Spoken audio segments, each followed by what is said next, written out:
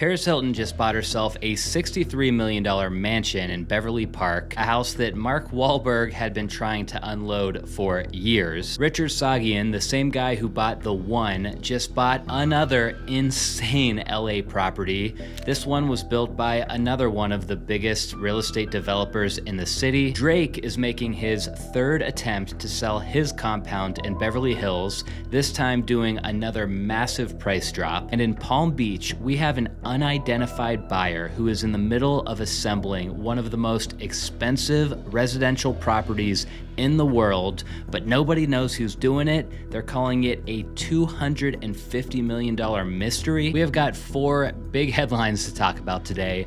We'll start by getting into the sad reason why Paris Hilton had to buy that new mansion. We'll talk about what's going on with the one mega mansion and why Richard Saghian was basically forced to buy another one right down the street. And that whole Palm Beach mystery situation, that's gonna be a fun one. We'll dig up as much as we can there. Let's get into it. So starting with Paris Hilton, she just made one of California's biggest real estate buys of the year. Paris picked up a 30,000 square foot mansion in Beverly Park. It's an ultra exclusive gated community in Beverly Hills. She dropped $63.1 million on the property, which comes with 12 bedrooms, 20 bathrooms, a private gym, a full basketball court, a 5-hole golf course, a skate park, not sure what she's gonna do with that, a massive pool, a wine cellar, and multiple staff quarters. Some of you guys might recognize this as Mark Wahlberg's old house. Mark originally listed it for sale for $88 million back in 2022.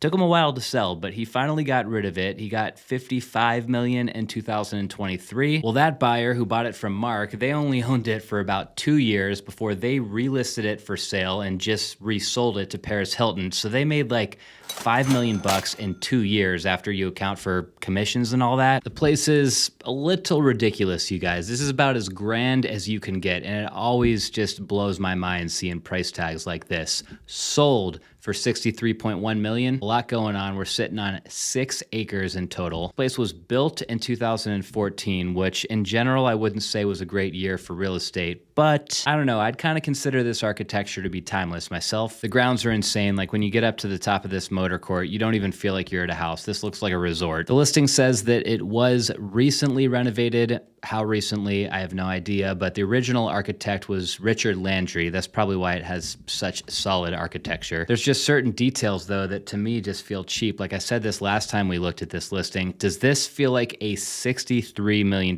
kitchen to you guys? Not to me. Master bedroom, massive. The master closet is insane. It's bigger than most people's master bedroom, and it comes with its own balcony. And just in case that wasn't enough, like how insane is this? There's a second wing to the master closet, I guess, is what's going on here. Of course, with 30,000 square feet, one of the benefits with that much square footage is you get a movie theater, you also get a wine cellar and a home gym. And then out back there is just tons and tons and tons of outdoor space. It goes on forever.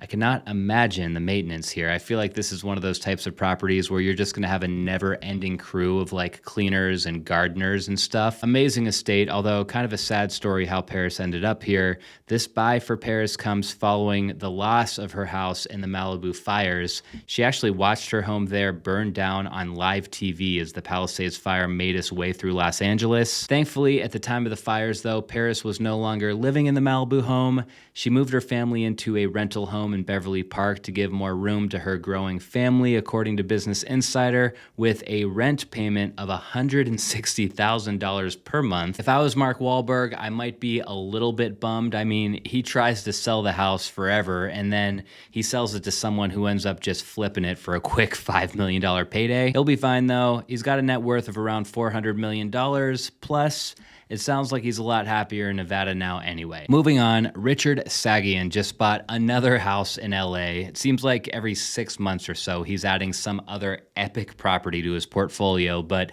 this one might be my favorite yet. For anyone new around here, Richard's the guy who bought the somewhat infamous mansion called The One. Well, here we are 3 years after Richard bought The One, and he just scooped up another one, this time paying $32 million. This place was completed by the developer Rompton Ray Nosrati. Property records say that Rompton paid $6.35 million for the lot in 2021, and after he finished the project, he relisted it for sale about a month ago for $44 million. The specs on this place are kind of modest in comparison to the one. It's only 13,000 square feet and only a 6-bedroom. Just like a lot of Rompton's homes, we've got perfect lighting in here. I mean, his attention to detail is just on another level. It's no wonder his houses sell for top dollar basically every time. Another thing I like too, though, is that even though this house is very spacious, it feels very cozy and intimate just because of the slightly lower ceilings. Kitchen island is interesting. I don't know if I love it or hate it, but it's got almost like a live edge to it, like you would see in woodworking, but they did it with a slab. It's different. What's crazy is that, okay, so Rompton had this place for sale for $44 million. He just barely finished it in 2025. Then he puts it under contract and sells it to Richard for $32 million. So that's a pretty significant discount from his asking price. But if you do the math and think about how much he probably spent on the construction cost here compared to how much he paid for the lot itself, I'm assuming he made at least $10 million on this deal, acting as both the developer and the designer. Not bad. Mansion Global reported that Richard will be using this new house as his temporary residence while the one is being completed. The issue with the one is he can't actually move in over there yet because it never received its certificate of occupancy. He's been working for years now to bring that property up to code, but he does have all the necessary permits. It's just going to need to go through a few more approvals and inspections, which all that is expected to take something like 14 months longer. This new place isn't a bad situation for temporary housing, but I'm kind of curious to see what he does with this one once the one is finished and he moves into that. All right, our next story is about Drake, okay? So Drake is still trying to sell his mansion in Beverly Hills. This place has been pretty much on and off the market for 2 years now. When Drake bought this house, it was front page news, $75 million, previously owned by British singer Robbie Williams, one of the biggest residential sales in LA history. And it is another huge estate, 20 acres, 25,000 square feet of living space, 10 bedrooms, 22 bathrooms, 9 fireplaces. Drake originally listed the house in 2023 for $88 million after only around a year of ownership, but it didn't sell. At some point, he also tried to lease the property, asking $250,000 per month. We have talked about this house at least once or twice before, you guys, since it's been on and off the market for years. So I don't want to go into all the photos or anything like that because we've seen those. What I do want to do is try to figure out why this place isn't selling. Issue number one as to why it's not selling hits you as soon as you drive up to the front gates and then continues to hit you after you get past the gate and then you get to the motor court. This property is absolutely massive. It is going to be a maintenance nightmare for whoever buys it. Like, yes, of course the new owner is going to have staff, but we're talking about 20 acres here. And a lot of people probably just don't want to think about having to maintain 20 acres, even if someone else is doing that maintenance for you. Issue number two, this is just my personal opinion. I think the finishes are kind of weak, you guys, okay? Just the carpet on the staircase, the travertine on the floors, crown molding, the window trim, the columns, something about this house just feels dated. I mean, it was built in 2001 and you can tell. Issue number three is that this house is crazy expensive, even for LA standards. You're just not gonna have a huge buyer pool when you're trying to sell an $80 million house. And then the last issue is that this is not gonna pencil for an investor either. It would potentially be a prime development opportunity for someone to come in here, scrape it, and rebuild something new in its place, or maybe even subdivide it if that was allowed, and then build a couple of mansions up here because we are sitting on 20 acres. But at $80 million, even with views like this, the numbers are just never going to pencil out, even for the most premium developers in LA. Now, our last story doesn't even have a celebrity tied to it, but it is a good story, okay? As Mansion Global puts it, a $250 million real estate mystery is unfolding in Palm Beach. The story goes that an unidentified buyer, or possibly group of buyers, has been in the process of quietly assembling one of the most expensive private estates in the country. They've dropped $250 million on 4 separate properties so far, with plans to acquire more. 2 of the properties include a couple oceanfront lots that were once owned by William Lauder. A couple weeks ago, the same buyer who bought William Lauder's lots scooped up the house across the street for $18 million. Then fast forward to today, the house right next door to that last one just sold for $30 million.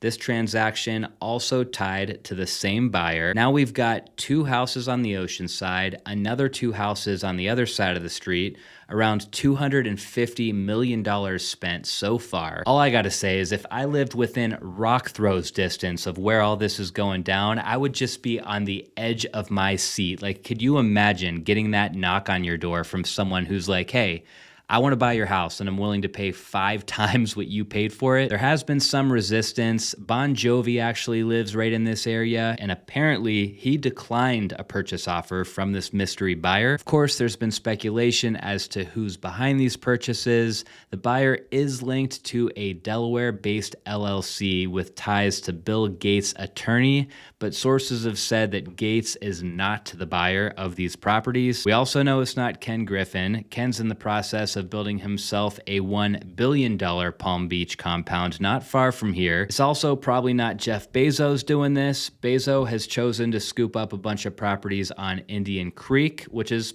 also not far from here, but he's definitely got his hands full with those homes. You don't see these types of land grabs happen very often, especially at this price point. It is just fascinating to watch, and it's honestly going to be even more fascinating to see what eventually gets built here. So we got into a lot today, but in summary, Paris Hilton, she's got herself a bargain while Mark Wahlberg took a loss. Richard Saghian is in the process of building quite possibly the coolest real estate portfolio that exists. Drake, he's probably having some sleepless nights and will continue to until his house sells. And in Palm Beach, we have got somebody who is playing real life Monopoly right before our eyes. Good times. Thanks for watching, you guys. I'll see you next week.